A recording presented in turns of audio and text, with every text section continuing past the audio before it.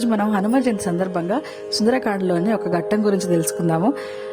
అనగా హనుమంతుల వారు సీతాదేవిని చూసినప్పటి నుంచి సీతమ్మ వారు సందేహపడుతూ ఉంటుంది, వీరు నిజంగా హనుమంతుల వారేనా లేకపోతే రావణాసురుడి యొక్క మాయాజాలమా, అసలు ఎవరు ఏంటి అని సందేహపడుతూ ఉంటే అప్పుడు హనుమంతుల వారు వివరిచ్చేస్తారు. ఇట్లాగా, అమ్మ నేను ఆ సుగ్రీవుల మంత్రిని, ఇలా నేను వానరాజును సుగ్రీవు మంత్రిని, నేను రాముడి దూతగా వచ్చానమ్మా, నిన్ను చూశాను అని వివరిస్తూ ఉండగా సీతమ్మవారు ఇలా పలుకుతుంది పద్య రూపంలో.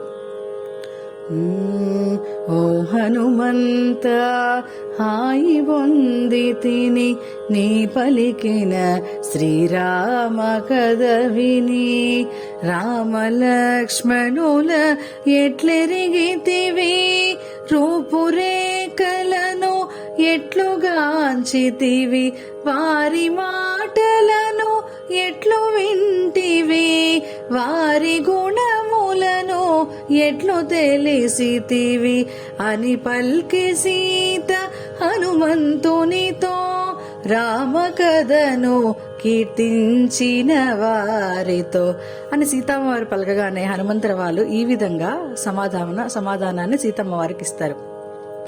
సర్వజీవన సంప్రీతి పాత్రుడు, కమలనేత్రుడు, దయాసాంద్రుడు, బుద్ధియందు బృహస్పతి సముడు, కీర్తియందు దేవేంద్రుని సముడు, క్షమాగుణమున తుదివి సముడు, సూర్యతేజుడు శ్రీ రఘురాముడు, అన్నకు తగు తమ్ముడు లక్ష్మణుడు, అన్నిట రాముని సరిపోలువాడు, అన్నకు తోడు నీడయే చెలగెడు, అజేయుడు శత్రు భయంకరుడు, సామాన్యులు కారు సోదరులెరువురు, నిను వెతకుచుమమ్ము కలసినారు అని హనుమంతుడు భక్తి మీరగను, అంగుళీయకమును సీత కొసగెను.